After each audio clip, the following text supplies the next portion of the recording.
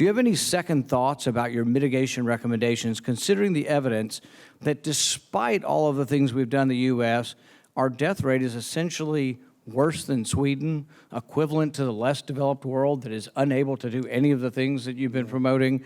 Do you have any second thoughts? Are you willing to look at the data that countries that did very little actually have a lower death rate than the United States?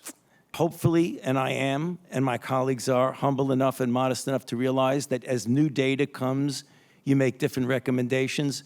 But I don't regret saying that the only way we could have really stopped the explosion of infection was by essentially, I want to say shutting down, I mean essentially having the physical separation and the kinds of recommendations that we've made. But you've been a big fan of Cuomo and the shutdown in New York. Okay. You've lauded New York for their policy. New York had the highest death rate in the world. How could we possibly be jumping up and down and saying, oh, Governor Cuomo did a great job? He had the worst death rate in the world. No, you misconstrued that, Senator, and you've done that repetitively in the past. They got hit very badly. They've made some mistakes.